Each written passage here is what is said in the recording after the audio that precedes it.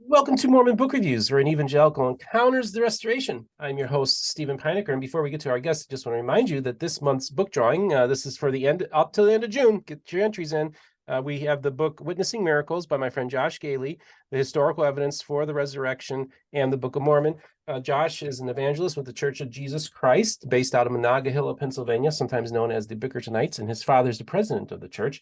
And he uses Christian apologetics, the same arguments Christians apologists use to defend the historicity of the resurrection. He uses those same. He just takes it a step further and uses the same arguments in favor of the plates, the coming forth of the plates that gave us the Book of Mormon. So it's a fascinating book. I heartily recommend it. And by the way, I keep on forgetting to tell people this.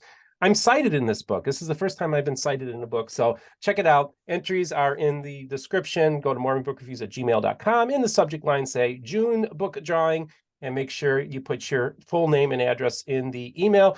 Sorry, Casey, up in Korea, U.S. residents only. All right. I am so excited about this guest I'm having on. Now, this is how we met. I was at the Mormon History Association, and I actually stepped out of one of the presentations that I was attending to take a rest break. And as I was coming back, I heard somebody say a name. And the door happened to be open. And in many cases, the doors are closed in many of the presentations, but this door happened to be open. And I heard this gentleman say, Walter Martin. And I did a U-turn. I said, okay, Walter Martin, Kingdom of the Cults. Walter Martin was probably the preeminent source for what evangelicals would have known about Mormonism for a very long period of time. Actually, we were going to cover this period as from the 50s to the 80s where he was most prominent. And so I was like, okay, who is this guy? Well, this guy is Amadi Amaitsa. Welcome to the program, sir. Thank you so much. And thank you so much for having me. I'm really excited. I'm so glad that we bumped into each other. Perhaps that was a God thing. Who knows? But I'm so excited to be able to learn more about Mormon history from your channel as well. I really love what you are doing there. Learning from non-Mormons and also current members of the church as well. So I didn't pay him. I mean, he didn't pay me to say this, folks, but that's honestly, like, I'm so thankful that we crossed paths, and I look forward to seeing what else you pump out there. Thank you. Well, I'm looking forward to having this conversation. I know our audience is going to be excited. Now, just folks, Amadi is not a high school student. He's not even a college student. He's not even a graduate student. He's actually studying for his PhD in U.S. history at Baylor University. You get confused to be a lot younger than you actually are, but you're actually 28 years old, and you're going to get a PhD at Baylor soon. Is that right? Yes, that is absolutely right. I was telling you earlier that the magic number that people guess usually is around 18 years of age, but I must slowly be getting, like, I think I'm starting to look older because now they're starting to get into the low 20s and guessing my age. But yes, I am currently studying at Baylor University.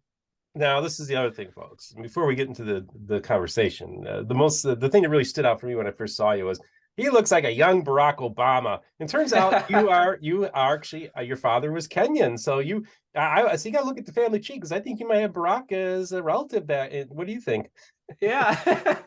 No, who knows? Yeah, he's half Kenyan, and I am half Kenyan as well. Both of our fathers are from Kenya, so I don't know. Who knows? Hey, we got to check with our friends at the Church of Jesus Christ of Latter-day Saints. Let's do a family search on this guy. Let's get this guy connected. So this is really exciting because this is the other thing too, is that you attend a Baptist university, Southern Baptist University, and you were raised as an evangelical Christian by your mother, but your father was a convert to the Church of Jesus Christ of Latter-day Saints. So that is why you're here, is like, why is this black evangelical talking about Mormonism? This is like, you're almost as much of a unicorn as I am, dude. But you have a really cool backstory. So maybe just tell us a little bit about yourself and your relationship with your father and why you got so interested in Mormon history. Yeah. So just a little note. I'm actually not entirely sure if Baylor. I don't think Baylor is associated with the SBC, the Southern Baptist Convention, but Baylor is a historically Baptist institution that is in the South. But yeah, so for me, I was just like you said, I was born and raised in an evangelical Christian household. So I was in the church. I've never been baptized into the Church of Jesus Christ of Latter-day Saints. My family, as far as I know, in regard to like my aunts and my uncles and my grandparents, my family has been a part of non-denominational evangelical churches, and so that's what I grew up. We bounced around a couple non-denominational evangelical churches. There was a period of time in which I was at a Foursquare church. In fact, I actually was baptized at a Foursquare church, but I was so young I wouldn't really be able to tell the difference. But I don't have any denominational tie personally, just non-denominational evangelical Christian.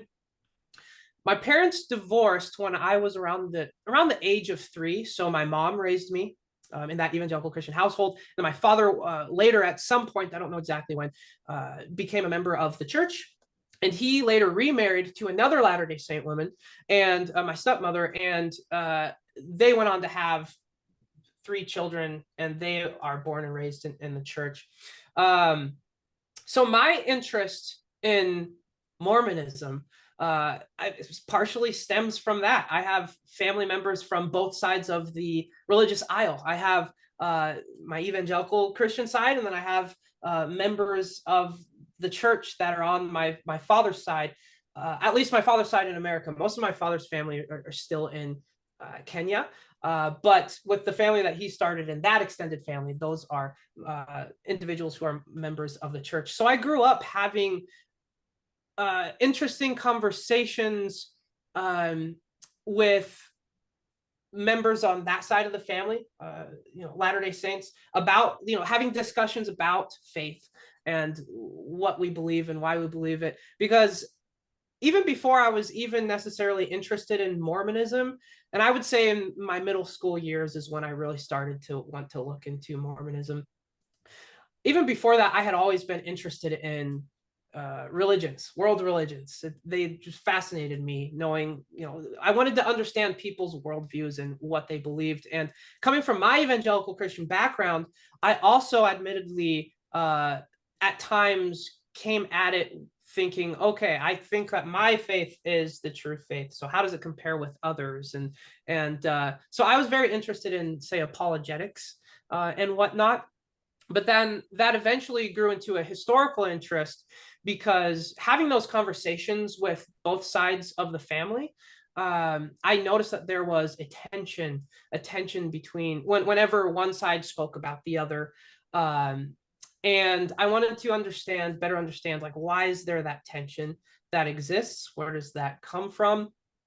And a lot of the answers to that go back to this period of history that I study in the 1950s up to the 1980s, and that would be the countercult movement. There was a lot of perhaps I could say turmoil between both sides that occurred that had a lasting legacy of this tension that I sensed in talking with members of both sides of the family. And I should also say that my grandfather, he was an avid listener. Like he liked is an understatement. He loved Walter Martin. So that's how I got introduced to the countercult movement. I didn't know what the countercult movement was at the time, but my grandfather had Walter Martin's Kingdom of the Cults. He had boxes of audio cassette tapes recorded by Martin and his countercult research, Christian research ministry. I'm blanking on the exact name of that. Christian Research Institute, I believe, is what it's called. So my grandfather had boxes of cassette tapes. My grandfather, he didn't receive any formal Bible training, as in like getting a degree, but he knew the Bible inside and out. And he actually inspired me to want to know more about Christian theology and how that compares to other belief systems. So my grandfather could quote the Bible inside and out. He was our family's Bible answer man. And so whenever it came to Mormonism, he had a very strong stance against Mormonism. And so that's another part of the tension that I sensed. from the evangelical side. It was very much, oh, they are wrong. Here's why they are wrong. And here's why their teachings are heretical. So he introduced me to Walter Martin. Sure. And by extension, the countercult movement as well. Well, Walter Martin was huge. I remember as a little kid watching him all the time when he would go like on the John Ankerberg program. He had the book, The Kingdom of the Cults. I was talking to Kyle Bashirs about it the other day, and he said, when he first started engaging Mormonism, he said, well, I thought Mormonism was a cult because Walter Martin said it was. And that's really essentially why Christians today, evangelicals in many cases, think that Mormonism is a cult, is because Walter Martin said so. You both have since moved on to a more nuanced view on that. I did want to say one thing real quick because we're going to have Amadi give his presentation that he gave at the Mormon History Association, which he's really excited about because there's a lot of family members that are going to be watching this because they'll be able to watch it for the first time. Yes. But I want to tell you that the Baylor University is affiliated with the Baptist General Convention of Texas, and that group is nominally affiliated with the Southern Baptist Convention, but it operates more autonomously than other affiliated conventions. So there is a connection, but it is kind of a loose connection to the Southern Baptist Convention, because I just wanted to get the information out there. And this is the thing, like, okay, so your grandfather, and by the way, you were, for a while, you went to a Church of the Foursquare, which is a historic Pentecostal denomination. Your grandfather, what church was he affiliated with? Yeah, he also was, as far as I know, non-denominational. There wasn't any particular church that he was affiliated with. He's an interesting individual. From what I've been told from my grandmother and my mother as well, is he would hop around to different churches, and he would have his own theological issues with different pastors, which made it hard for him to plant himself in any particular church. And so, in fact, this is a testament to how much he liked Walter Martin. Out of all of the theological figures, like grand theological figures and well-known pastors in the evangelical world, there were quite a few where he didn't have much positive things to say about them. But with Walter Martin, there wasn't a single negative thing that he would say about Walter Martin. So that's interesting. It is fascinating too, folks. I just want to give you context too with Walter Martin. Now, later on, Hank Hanegraaff would take over the organization, CRI, and it was funny because Walter Martin was also anti-Catholic and anti-Eastern Orthodox. He kind of questioned their credentials as even being true Christians. So this is the guy that had a very, very narrow view of what was true Christianity and wasn't. And so I want people to have that context too. This was not a person who thought all Protestants and all Catholics were Christians. This was a person who had a very narrow view of Christianity. Thus, he would even argue maybe some traditional Christian groups were also cults as well.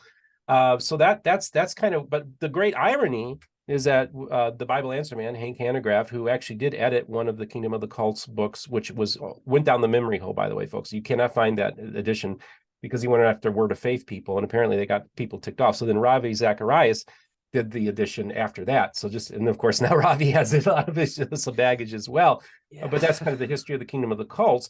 But Hank Hanegraaff just recently, in the last few years, became a member of the Eastern Orthodox Church and still continues as the Bible Answer Man. So I think it's ironic that an organization that used to be critical of the Eastern Orthodox Church, now the head of it is Eastern Orthodox. And I think it's a wonderful story. Hank Hanegraaff's conversion to the Eastern Orthodox Church is definitely worth looking into. All right, dude. So I'm at the Mormon History Association and I hear, like I said, Walter Martin. And then I started asking you questions and I was like, okay, I got to get this guy on my program because I had missed your presentation. And so I get to see it for the first time now. I'm very excited about it. So sit back, folks. I'm going to turn over the screen share to Amadi, and whatever intro you want to give or ever, just talk us through it, dude. I'm looking forward to it. Okay, thank you so much. Yeah, you know what? I think I'm just going to jump right into this. This was and can I go ahead and start the screen share as well? Yep. Mm-hmm. Okay. So this was a paper that I presented at the 2023 MHA conference. There we go. It's titled "Suspicious Minds, Evangelicals Waging a Cold War Against Latter-day Saints." One of the questions that I am seeking to answer or explore in this paper is, why was there this proliferation in anti-Mormon materials by evangelical Christians during at mid-century. And so this is my answer to that. And you know what? I didn't even talk about my dissertation or my research interests. So if you don't mind, I'll go ahead and just give a really quick spiel about that. Yeah. So my current dissertation, which I have the rest of this year to really go out and continue to research the subject, is I look at the Christian countercult movement, but particularly I'm looking at anti-Mormonism within the Christian countercult movement, which I'll give a definition of what that was in the paper. But yeah, that's probably one of the largest driving questions that's driving my research is like, why, like I just said, why was there this proliferation of anti-Mormon material by evangelical Christians during this time period? How did evangelical Christians respond to the growth of Mormonism in the early Cold War years? And so, yeah, and so with that, you know what, I'm just going to jump into this paper. This paper is a chapter, one chapter. It will become one chapter of my dissertation, looking at the Cold War context. I'm situating the Cold War context, or I'm situating the countercult movement within its Cold War context, because the Cold War has some explanatory power as to why there was this Walter Martin pumping out works quite consistently throughout the 1950s, 60s, 70s, and 80s, and so on. Okay, I begin. Evangelical apologists in the latter half of the 20th century had much to say about a growing threat in America and throughout the world in books, pamphlets, and documentary-style films. They warned with urgency that this threat hung like a heavy cloud of oppression wherever it spread and stripped away people's freedoms. It brought with it a big brother style of government that severely limited people's freedom of speech, threatened to collectivize their earnings, and made democratic participation in politics non-existent. Although attractive in some respects, it was anti-American and, most importantly, anti-Christian. Contrary to what one may think after listening to that description, and we're thinking of the Cold War era right now, this was not communism, okay? It was the threat of Mormonism. Mormonism was but one of many minority faiths targeted by evangelical Christians participating in what scholars have referred to as the countercult movement, a religious movement spearheaded largely by evangelical Christians, evangelical Protestants during the last half of the 20th century that sought to delegitimize religious groups and denominations considered by evangelical apologists to be cults. Now, this is just a sampling, like this is just a mere fraction of all of the works that these evangelical Protestants came up with from the 1950s all the way to the 1980s. While few scholars have produced sustained treatment of the Christian countercult movement, several have provided excellent insight about the phenomenon. Most of these treatments explain the movement as a reaction to an increase in Mormon growth and acceptance at mid-century.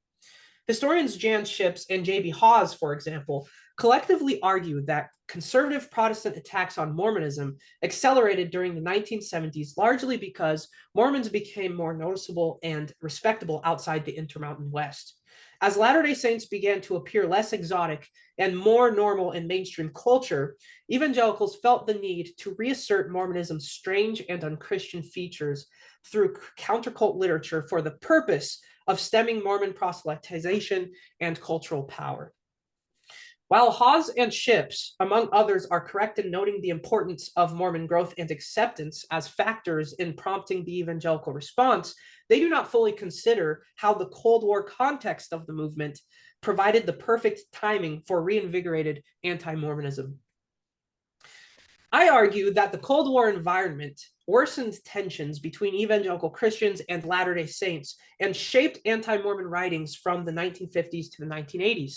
In particular, Cold War-related anxieties painted how evangelicals viewed and talked about Latter-day Saints. Believing that they lived in the end times, evangelicals kept vigilant watch over world events that seemed to confirm biblical prophecy. Fearing impending worldly destruction through atomic warfare and societal decay, brought by Satan's forces, of course, evangelicals felt a sense of urgency to spread their gospel message and defend it from other belief systems deemed antithetical to the gospel, including Mormonism. They interpreted Mormon growth as another sign of the end times and sought with urgency to combat it through a war of words in their pamphlets, sermons, and books. They engaged in a battle of worldviews in what they believed to be spiritual warfare. They waged a cold war of sorts against Latter-day Saints, hence my working title. So now I turn to a description of what evangelical Christians were responding to at mid-century in the 1950s. Okay, namely the growth of Mormonism and its membership, and also increased cultural acceptance or tolerance of Mormonism. At the turn of the 20th century, the Church of Jesus Christ of Latter-day Saints claimed around 400,000 members. Church membership grew exponentially in the post-war years, rising from 1 million in 1947 to 3 million in 1971. Aiding this growth was the construction of temples and stakes outside the Intermountain West in various locations throughout the United States. The growing presence of Mormonism beyond Utah invited curiosity and concern from outside evangelical onlookers who were unsure about the ramifications of its expansion.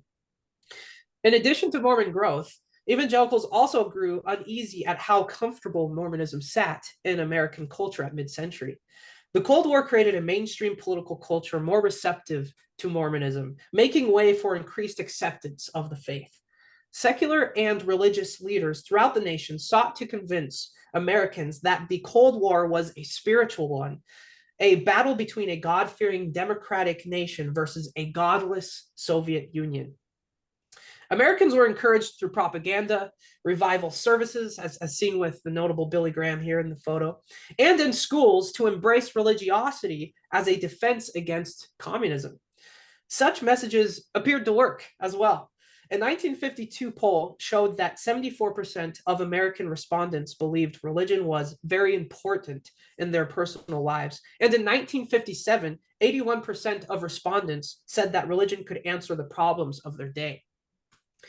In God We Trust became the nation's official motto in 1956, and Under God appeared in the Pledge of Allegiance just 2 years before, in 1954.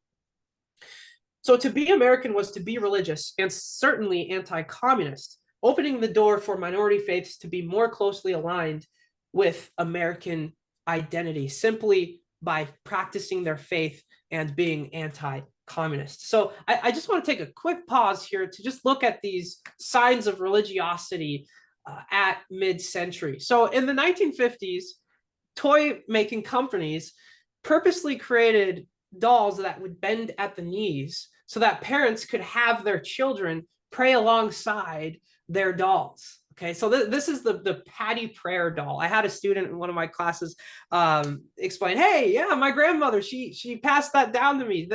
I lived and prayed with this baby doll here." And you know, in addition to this, as you see in the top right there, yes, it's in the top right, drive-in churches became a thing for a time. Modeled after the drive-in theaters, right? But families could bring their children with their cars to these plots of land in front of a stage where a preacher stood, so that they could hear the word of God from the convenience of their cars. Apparently, you know, not too long ago, it was announced by Apple that there's this new vision, or I should know the name of this by now. Is it Apple Vision, or it's some kind of virtual reality thing that they have where the interface of your phone is like now in these glasses that you wear. Well, why am I talking about this? Well, Apple is known for marketing various kinds of products and attaching Apple or I something to it. So there's the Apple Watch, there's the iPhone, there's the iPod, and so much more, right? Well, before the I this and the I that, at mid-century, there was the dial-A services. So there was a dial a sermon, dial a prayer. Dial a devotion. So for people that were seeking religious comfort or spiritual comfort, it was just a dial away, and they would hear a automated message giving them some spiritual encouragement. So those are all signs of religiosity in the Cold War period. Okay. Amadi, I just wanted to say too, this is also the time, and you might even touch on this, is that the Church of Jesus Christ of Latter-day Saints, their prophet during this time was David O. McKay, and he became a prophet in the late 40s, and he basically said, we're shaving off all our beards. So he's the first prophet since Joseph Smith not to have a beard. All the apostles, shave your beards. We're going to look like 1950s middle America, Protestant America. And so at the same time, you're kind of setting up a standard of what it means to be an American, white middle-class American. That's exactly what the church at this time is emulating that as well. So the two are kind of going hand in hand as well. Yeah, that is such a great such a great observation that you make there. Indeed. And that, as we'll see, evangelical Christians, that deeply concerns them, that the church is looking more and more Protestant, right? So that's an excellent observation. So speaking about this religiosity at mid-century and how minority faiths like Roman Catholicism in America is benefiting from this increased tolerance, Mormonism as well benefited from the wave of post-war religiosity and anti-communist consensus at this time. And I forgot to mention, I do have a quote here by Dwight Eisenhower. He was instrumental in pushing forth this idea of an America that was religiously plural. Is that the correct term? He embraced religious pluralism in America. So here is a quote from Eisenhower in 1955.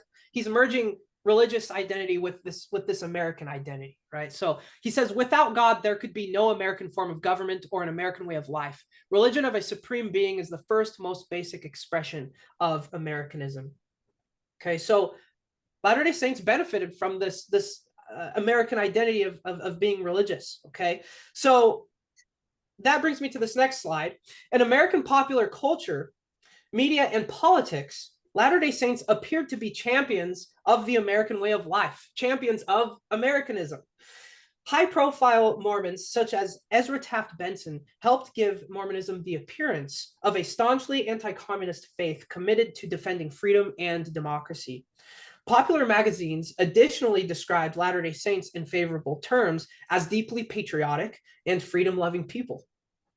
Having commented on the Mormon community's admirable civic-mindedness, work ethic, and religiosity, One Look article concluded in 1958 that those belonging to the Church of Jesus Christ of Latter-day Saints were ordinary and essentially assimilated Americans who shared the same values as other patriotic Americans. A Business Week article printed a year earlier in 1957 concurred, stating, quote, contrary to the lurid tales about polygamy and oddball customs, these Mormons are God-fearing, Bible-reading Christians who attribute the United States Constitution, no less than their own Book of Mormon, to divine inspiration, end quote. What is significant in this quote is Business Week's choice to label Mormons as patriotic Christians, indicating that by the late 1950s, non-Mormon observers had classified Mormonism as another Christian denomination. The ecumenical Protestant magazine Christian Century similarly referred to the Church of Jesus Christ of Latter-day Saints as a Christian body. This deeply troubled countercult apologists, such as Gordon Fraser, who lamented that a quote, lowering of Christian standards of thought and a buildup in the public press and on the radio led to the confusion of true Christianity and the saving gospel that accompanied it. Countercult apologists found Mormon assimilation into the mainstream concerning, for this process further legitimized the faith as another viable religious alternative to evangelical Christianity. The dissolving of its outsider status made it easier for Mormonism to be more readily accepted by the public as an American religion. While the media praised Mormonism for its positive contributions to American society, some evangelical Christians remained skeptical of their Mormon neighbors and took to countercult literature to express their reservations. Although the Cold War environment encouraged a closer identification between mainstream America and members of the Church of Jesus Christ of Latter-day Saints, it also instigated a renewed evangelical passion to save souls. As historian Angela M. Lahr demonstrates in her study of post-war American evangelicals, a culture of urgency developed during the Cold War that motivated evangelicals to adopt an apocalyptic worldview and spread the gospel at home and abroad before time ran out. According to their premillennial theology, these evangelicals believed Christ's second coming and final judgment would occur only after a period of hardship and disaster. Cold War events, notably the creation of Israel as a state in 1948, the looming threat of atomic warfare, and communist expansion, convinced evangelicals that the prophetic end was indeed near. Countercult apologists also understood the impressive growth of Mormonism and other minority faiths to be another sign of the end times. Countercult authors frequently referred to the Bible to illustrate that false prophets and cults fulfilled biblical prophecy about the end days. Baptist evangelical Gordon Lewis, in his work Confronting the Cults, for example, looked to scripture and asked his Christian audience, quote, "Is not increase of counterfeit Christianity to be expected toward the end of the age?" End quote. Lewis argued Matthew 24 explained that false teachers and prophets would appear bearing Christ's name and deceive many with attractive doctrines. Now, I'm just putting up some selections from Matthew 24. I'm not going to read through it, but just to give the audience an idea of what countercult apologists were looking at and how they were interpreting Mormonism in light of passages like Matthew 24 there. Popular countercult apologist Walter Martin's works also consistently argued that the growth of false religions proclaiming to be Christian marked the end of days. This conviction led Martin to devote himself to the countercult ministry and exhort fellow Protestants to contend for the faith against growing false religions. Because they understood the growth of post-war Mormonism to be prophetic fulfillment, evangelicals grounded themselves in scriptural defenses of orthodoxy, leading to the proliferation of countercult material that condemned Mormon teachings and shared the evangelical gospel in the hopes of saving souls. A concern about the growth of cults mixed with broader Cold War anxieties to produce interesting countercult language reminiscent of anti-communist rhetoric, as you'll see here. Martin, for example, declared in 1956 that the, quote, Christian church in this atomic age is filled with highly fissionable problem, faced with the highly fissionable problem of accelerated cult activities, both in the continental United States and on every major mission field throughout the world.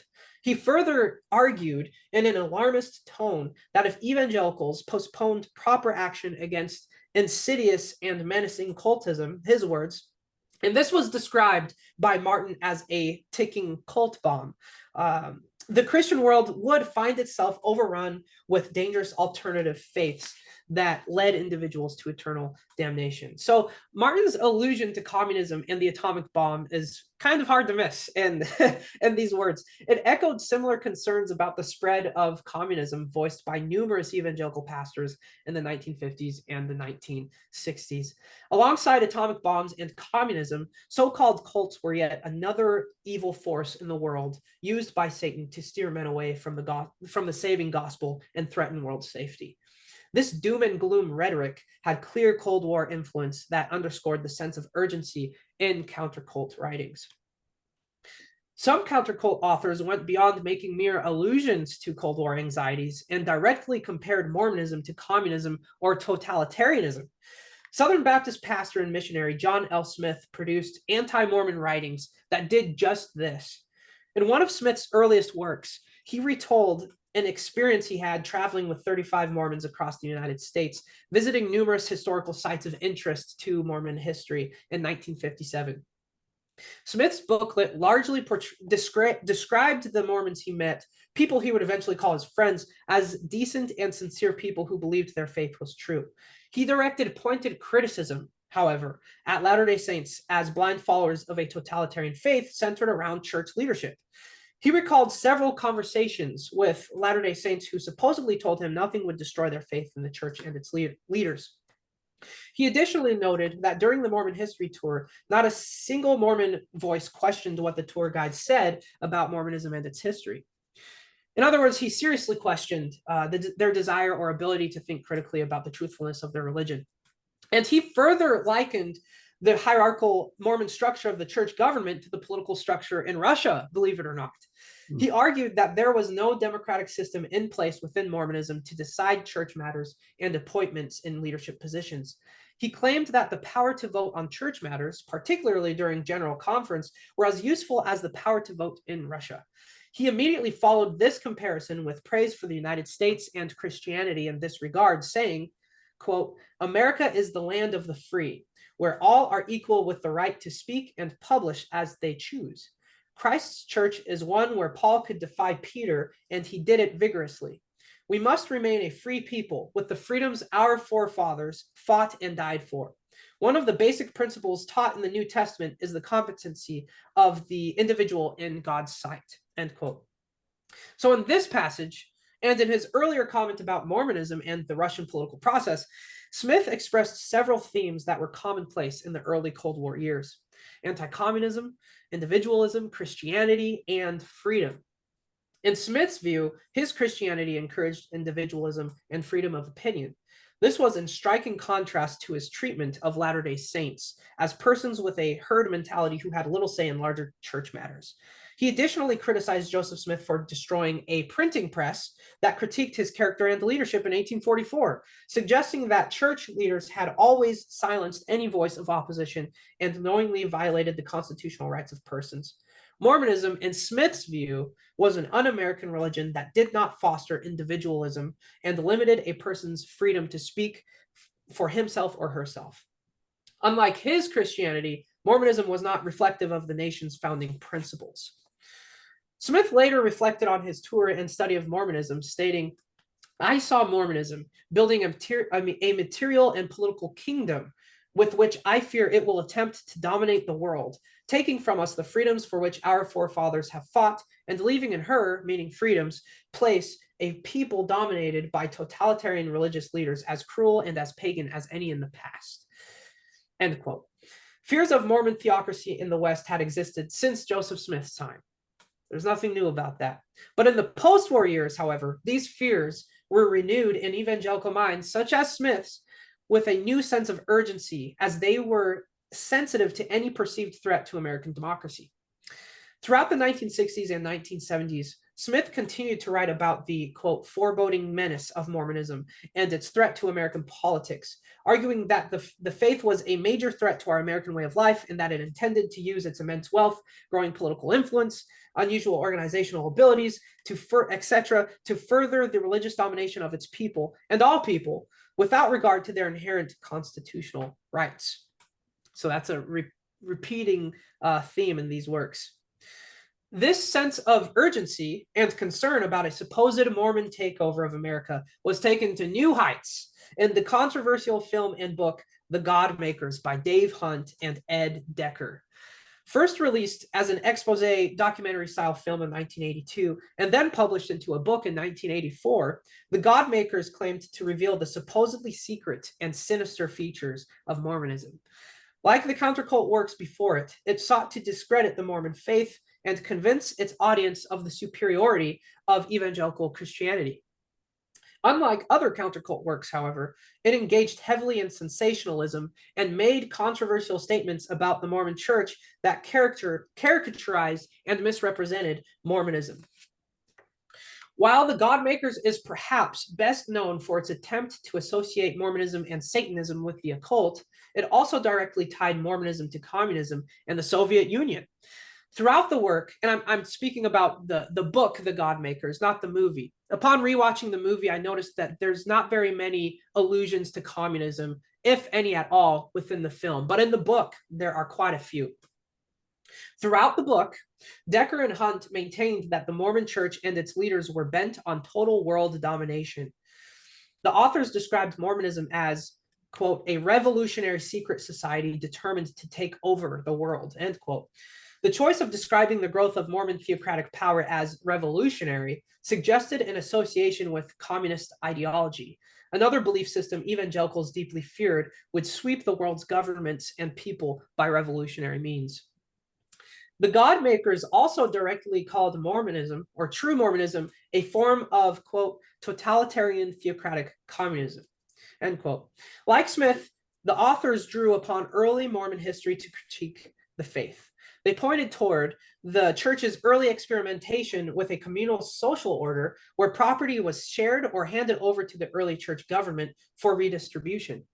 Called the United Order, its implementation fell out of practice within mainstream Mormonism sometime in the 19th century. Decker and Hunt argued Mormon leaders hoped to revive their brand of communism once more after having gained political power in America and eventually the world. Those who failed to subscribe to this form of Mormon communist government, the authors warned, would be put to death by its leaders. Now, if that is not dramatic, then I don't know what is. And I told my audience this at MHA, this. If you haven't already seen The God Makers or read the God Makers book, you better strap in your seatbelts, because there's a lot here that, there are a lot of claims made here that are wild.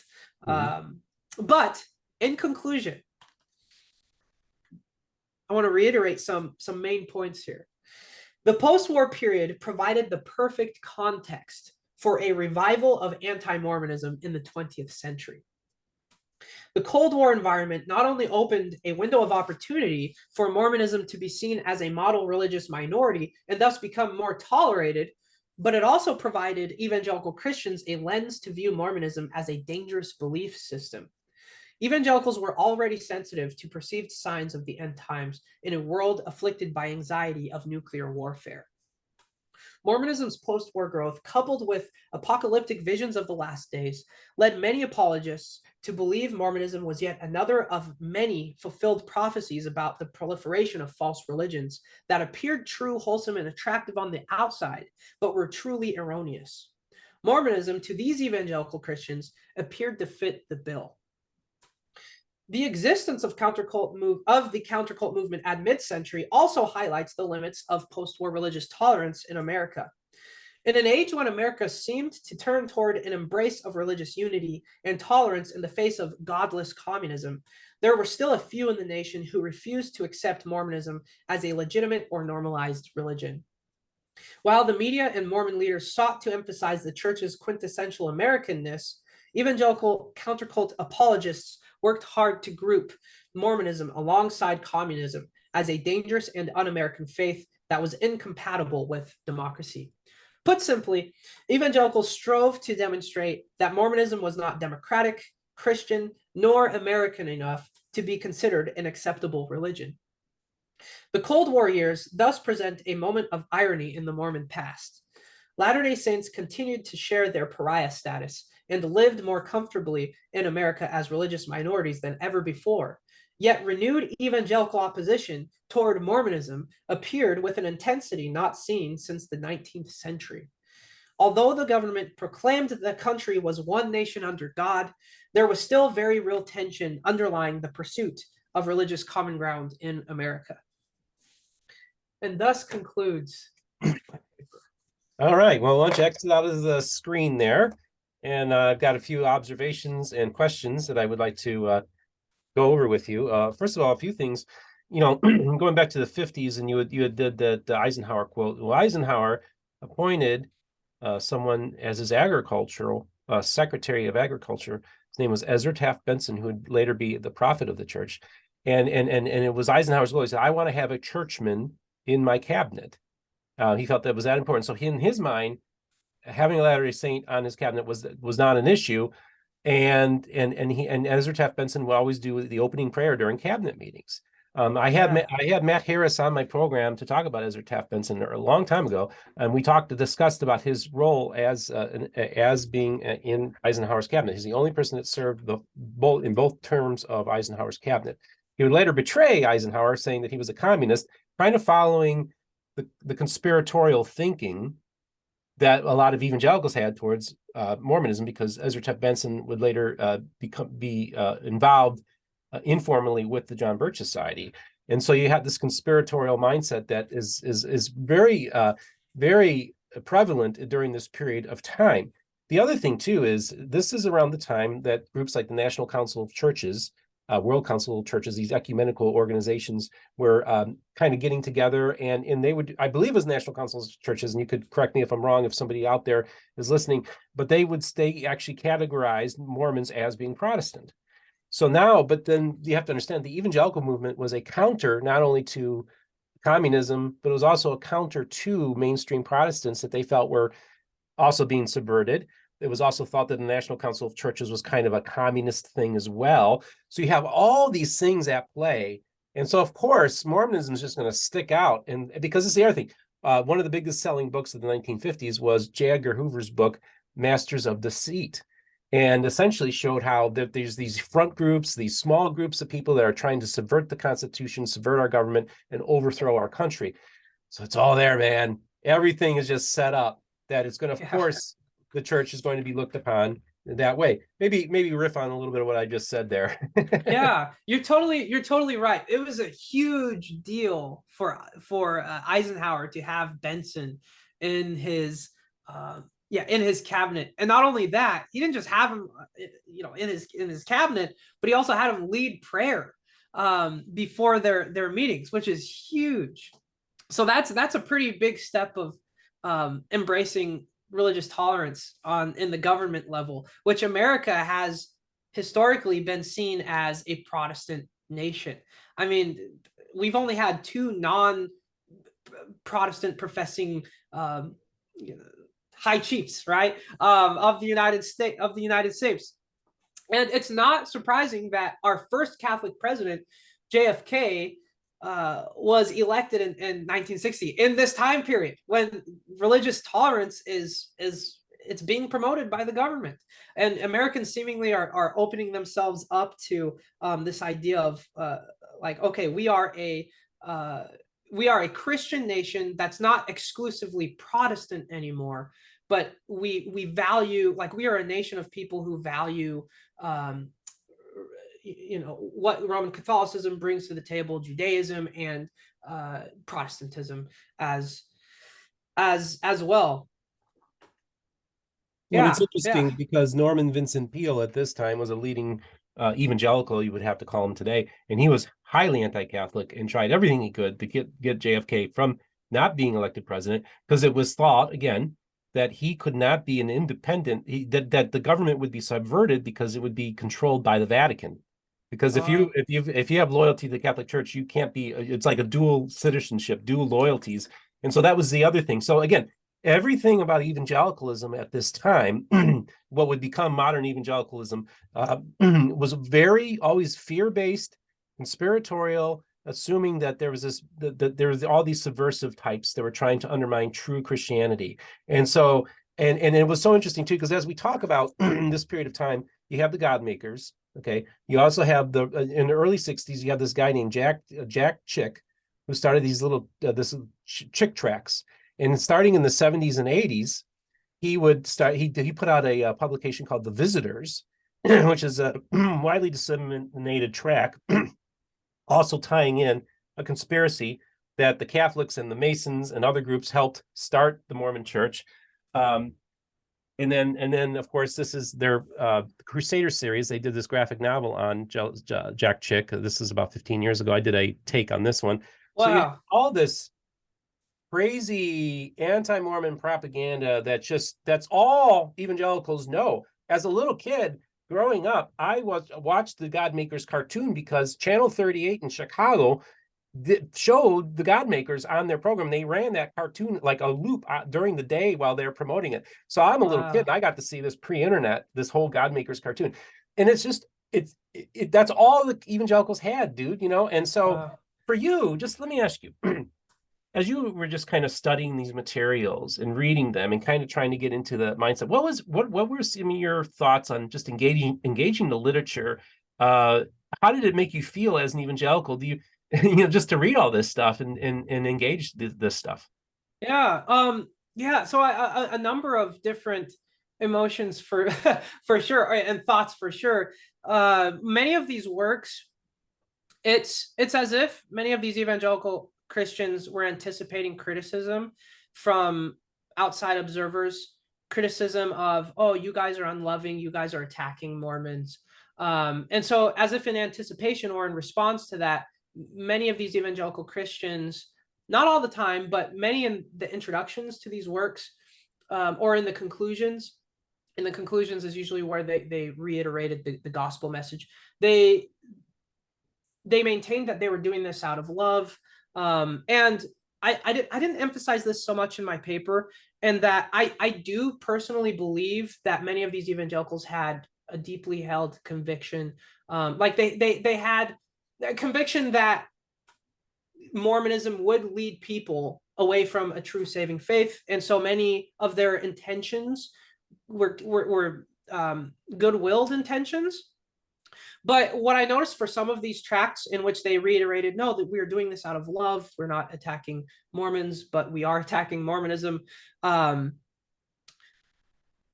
Sometimes for some of these works, they would say that at the intro, and then a little, like a few pages down, then the mocking comes, and then they use humor in a way that would be offensive to a Latter-day Saint. So I did pick up on some, okay, you're good, you have good intentions here, but your communication sometimes doesn't always communicate that love to Latter-day Saints. So I certainly picked up on that through several of these works, reading through them.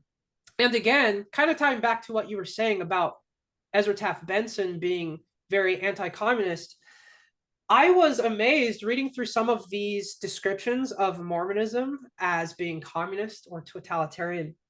I was amazed at, just knowing who Ezra Taft Benson was and how anti-communist Latter-day Saints were. I was amazed that evangelicals still disregarded that, or maybe they didn't look into that, or they didn't hear. I doubt that they didn't know about Ezra Taft Benson and his anti-communism, but there's absolutely no reference to the anti-communist nature and beliefs of the Church of Jesus Christ of Latter-day Saints. And so, yeah, that I don't know what to make of that. They completely disregard that, because for me, as a historian who has read like pieces of Ezra Taft Benson's materials and his speeches, and the church itself released, I think it was sometime in the 1930s, 1936, released an official statement on communism, coming out like very strongly opposed to it. It's amazing to me how evangelical Christians kept saying, no, they're like communists, but on the same time, they're very clearly anti-communist. So that was surprising to me as I read through these tracts. I have all kinds of thoughts reading through these tracts that I could go on and on about. And yeah, so this isn't the topic of this paper, but I'll just throw it out there real briefly, I suppose. And if you want to ask more about it, you can. But I noticed that reading through these tracts, so I am a Black American, right? So I'm an African American. So I've always been curious about, like, how do evangelical Christians tackle the priesthood restriction? Do they mention it at all? Because they're using this weapon of communism. They're saying, oh, Mormons are like communists, or, oh, Latter-day Saints don't hold to these scriptures. Oh, Latter-day Saints have a history with polygamy that's questionable. Where are they mentioning at all the priesthood restriction? Because I would think that can be a pretty strong angle of attack on the Latter-day Saint tradition. But I found little. I found little on the priesthood ban. So just for example, at the Texas collection, when I went to the archives looking through these pamphlets, I found about, let's say, 30 pamphlets, and only one of them talked about the priesthood restriction. And so that's another chapter of my dissertation, is how do evangelicals tackle this? Why are they not tackling the priesthood ban? And it doesn't take a rocket scientist to know why evangelicals might not be talking about systemic racism in the Church of Jesus Christ of Latter-day Saints. But anyways, that's another thing that stuck out to me throughout these these writings as I looked over them. But that's Well, kind of off topic. it's kind of outside, but Yeah. just when you stop and think about it, the evangelical movement is largely based in the southeastern United States, and this is the 50s and 60s and 70s. Guess what? They would have probably looked at the priesthood ban as a positive thing. Unfortunately, there would have been a lot of evangelicals that would be considered racist. Many of them were segregationists. Jerry Falwell, he burned all his sermons, the tapes of his sermons that he pro-segregationist sermons he gave in the 1960s. Wow. So I think that kind of tells you why it was hardly touched on, because it wouldn't have been necessarily viewed as a criticism. That's unfortunately, we all have, but of course, all of us within the evangelical world and the Latter-day Saint world have to deal with the racism that is part of our traditions as well. And so I'm not just going to bash on one group or another. We all have to, everybody in America has to kind of deal with the racism in the past as we're trying to tackle that this day. I did want to ask you, you had mentioned to me before that you actually lived in Utah for a while because you went to school in Utah, right? I did, yes. So I wanted to ask you, what was your interactions with Mormons or members of the Church of Jesus Christ of Latter-day Saints like when you lived in Utah? Yeah, so I will admit I was quite a hermit during my near 2 years in Salt Lake City. I had gone from an undergraduate education all the way to the master's, and I was thrown in with the sharks. It's a whole another type of education. So with that being said, I was stuck in my room reading books and books and trying to get my my assignments finished on time. So I didn't have as much social interaction as I should have. So that's just something that I learned along the way, how to balance my own personal life with my educational pursuits. But I lived in Utah, and I inevitably, I came into contact with other members of the church. I stayed with my family over there because my father lives in Taylorsville, which is just west of Salt Lake City. And so I stayed with them for a portion of my studies. And I had, and that's where the interactions come from. How I would describe my interactions with Latter-day Saints in Utah, very positive. Very positive interactions. That's something that I really admire about the Latter-day Saint community is, yes, they're very family oriented. And I noticed that right off the bat. I was invited to certain functions at the local meeting houses. They were very friendly and kind and generous too toward me. And I didn't necessarily. So I did sense tension, like I said, when I have conversations about faith with Latter-day Saints. During that time, I sensed tension. So, for instance, just to give you an idea, I noticed if I found like something that was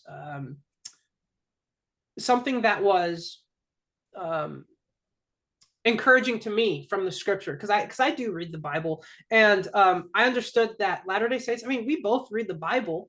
They read more scripture than I do in terms of like outside of the Bible, but we still read the New Testament and Old Testament scriptures together.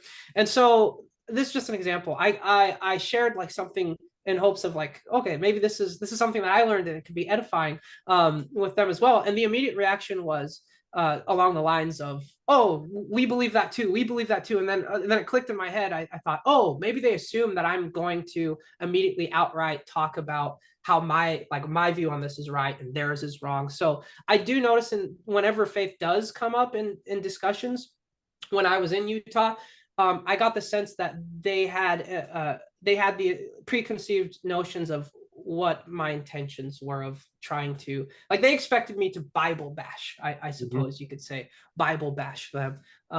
So yeah, there were some instances of that, but other than that, very friendly interactions with them. I didn't necessarily go into every conversation. I didn't go into every conversation seeking to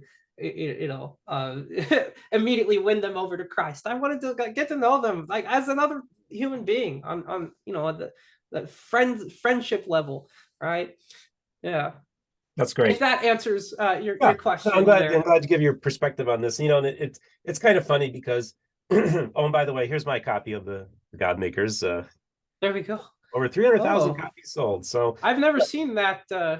Yeah, it went through a lot. I mean, it was.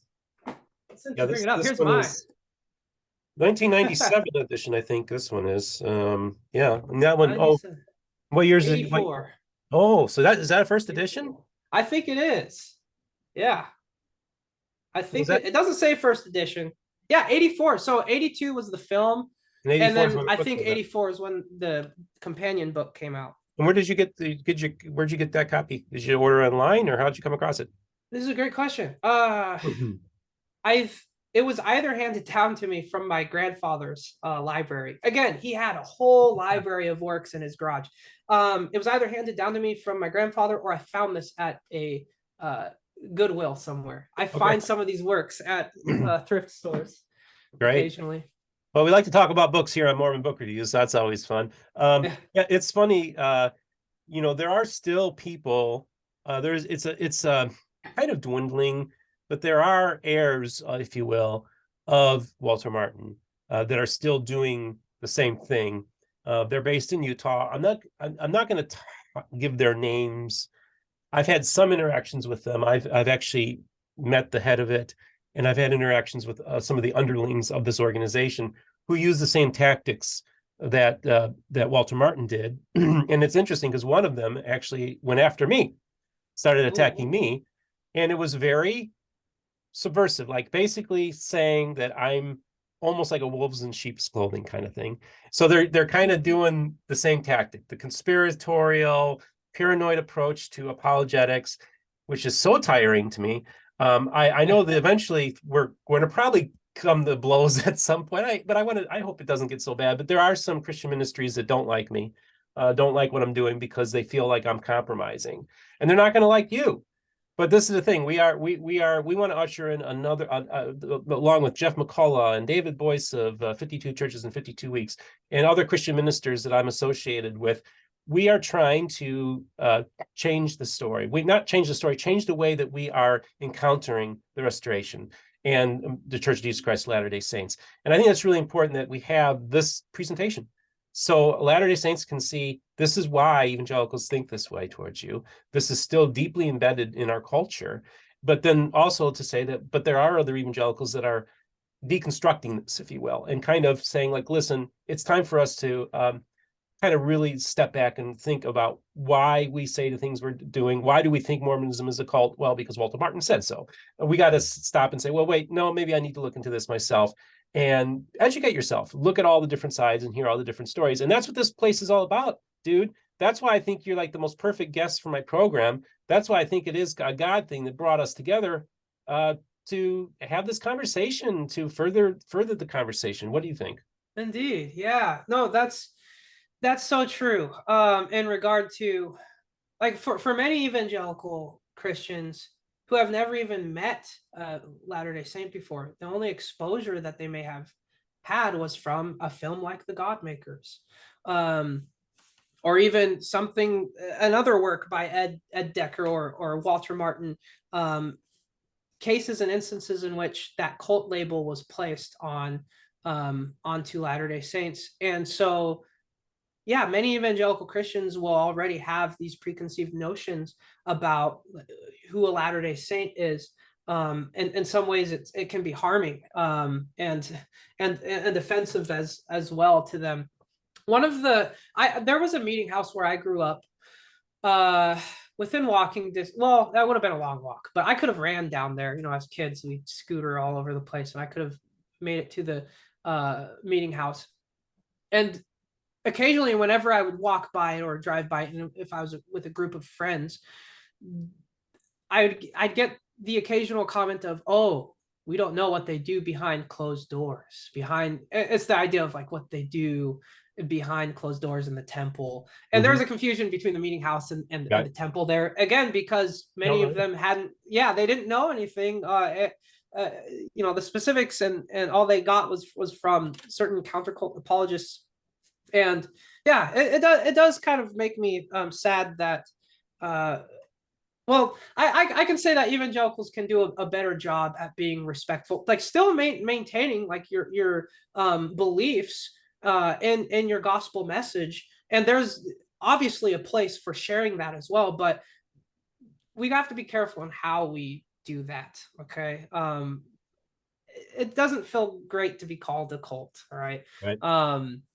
So yeah, and I could go on and on about Well, that. and I think this is a book that I just recently told you about. And this clocks in 1989. This is called Another Gospel: Cults, Alternative Religions, and the New Age Movement by Ruth Tucker. And this was published by Zondervan.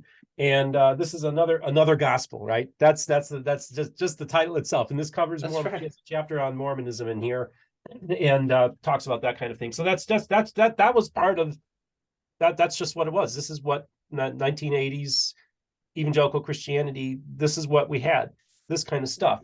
And I think now that we've moved on from that as well, and also realize that the other day I had 3 Mormon missionaries here. Okay. And they gave their presentation, and they're going to come back next week, and I'm going to give them pizza, and I'm going to have this conversation. And while they were giving, we had a 2-way conversation where they talked about their beliefs, and then I would present what I believe. And so I would basically share with them Orthodox Christianity. Hey, yeah, that's how it works. That's witnessing, right? I mean, that's a form of ministry, but it's a way of doing it so that you're not insulting them and immediately going in and bashing. Yeah, absolutely not. It's just we actually had a civil conversation. I just told him, like, the missionary went to me, what do you hope to accomplish with this? I said, I hope to model the right kind of behavior that one can have when you're engaging people who are different than you, and then you can let them come in your home, break bread with them, be friends, and then talk about the things that we share, the agreements that we have, and then also talk about the disagreements without being disagreeable. And so all these Christian apologists out there that are raising money because they counter these cults and these Utah-based ministries, they're people you understand. Members of the Church of Jesus Christ of Latter-day Saints are not listening to these countercult organizations. They're not listening to the arguments that they're making, and they're not listening to anything that they're saying about Christianity. They're not interested, but they're willing to listen to me. And I'm actually reaching them, and I'm not trying to convert anybody, but I'm actually sharing with them conventional Christianity, and they're doing it in a polite way. And now that to me is much more effective than anything they're doing, because there's nothing that they're saying that anybody's listening to. They're not hearing them. So it really is it's pretty worthless in my mind what they're doing. And that's just my opinion. I'm getting off my soapbox, but I just think that's the one thing I've learned about this whole thing is just how unfair and unchristian many of these organizations are. And this is the thing too. And if you watch The Godmakers and you watch Ed Decker's interview that he did with John DeLann Mormon Stories about 4 or 5 years ago, essentially they told lies, especially The Godmaker. They exaggerated, all these kind of things, but it was in their mind, the end justifies the means because we're trying to save souls. And that is not the right attitude to have when you're trying to share the gospel, is the end justifies the means. It's a very unchristian the way they do it. Well, hey, dude, I want to thank you so much for taking the time to have this conversation with me and sharing your presentation. I really appreciate you doing that. Yeah, thank you for having me again. I do want to say just real quickly, there is definitely a world of difference in what you're doing versus those who are standing outside of the temple grounds with their, picketing, saying you're going to hell, you're going. Loving approach, Christ-like approach versus an unloving Christ approach, and you're still maintaining the integrity of the gospel, but you're doing so in a very a more positive Christ-like way, which I totally agree with. But yes, I just wanted to throw that out there. I like what you are doing, and that makes me even more thankful that you were willing to have me on your program, and I look forward to listening to all of the other guests that you bring onto the program as well. Thanks. I see good things in store for this channel going forward in the future. And speaking of YouTube channels, you also have a YouTube channel. Oh my goodness. Bringing this on you. Would you want to talk about your YouTube channel real quick? Oh my goodness. I'll provide a link to it in the description. Oh, well, thank you. Yeah, so I usually So I usually try to divide my academic side versus my non-academic side, and that YouTube channel is my non-academic side, but I don't mind sharing it. So yeah, I have a channel. It's called The Luya. And the Abaluya tribe is a tribe in Kenya. So that's what my father is from, and by extension me as well. So that's where the name comes from, The Luya. And what I do on this channel is I love to dance. I love to beatbox. I used to be in an a cappella group in college. Actually, my wife and I were both on this group. She's a beautiful singer. I like to dance, beatbox, and what's that other one? I sing occasionally. So you will find videos of me doing that. There's a couple talent show videos that I've been participated in, and occasionally I'll do vlogs. It's just a place where I go to release my creative my creative pursuits on that channel. And the channel actually, it is monetized, and I'm a board member on I'm a board member of a nonprofit organization called Amani Fellowship. It's close to my first name, Amadi, but it's with an N. Amani Fellowship. It is a nonprofit organization that seeks to provide encouragement, spiritual and material support for widows and orphans in Western Kenya, in the remote reaches of Western Kenya. And so what I decided to do for this channel, because during the pandemic era, I used to have like maybe, I don't know, 50 subscribers. And then during the pandemic in 2020 or around there, 2019, the channel just blew up, and one of my videos blew up. And so I thought, hey, if people are watching my stuff, I'll monetize, and any proceeds that I get from the videos will go to Amani Fellowship. So Okay. We're going to provide links to the channel. Also, if you want, why don't you send me a link to that organization for those of you who are interested in checking that out. Sounds like you're doing a really good work, my friend. Amadi, thank you so much for coming on. This was awesome. Thank you. Thank you. So I just want to remind you folks, don't forget, our merch store is mormonbookreviews@gmail.com. We have hot chocolate mugs, not coffee mugs, hot chocolate mugs, t-shirts, hats, you name it. So check out our merch store, mormonbookreviews.com. For those of you who'd like to financially support the channel, you can support us I have links in the description for Patreon as well as PayPal. I want to thank everybody who is financially supporting the channel. Also, we are working on trying to get the audio podcast up and running too. Sorry, I know we're a little behind on that. My main focus is building the YouTube channel. By the way, folks, we're almost at 5,000 subscribers. By the time this airs, we'll probably be over 5,000 subscribers. So I'm really excited about reaching that milestone. So anyway, tell us in the description, what did you think? What do you think of his presentation? What do you think of how evangelicals portrayed Mormons during the Cold War era? And were you, as an evangelical, were you one of those people who thought all these things about the Mormons were true? Tell us a little bit about that as well. And also Mormons on the receiving end of this. Maybe talk about some of your experiences with that as well. So, folks, just remind you, the most important thing is this. Just remember, all the voices of the restoration will be heard here on Mormon Book Reviews.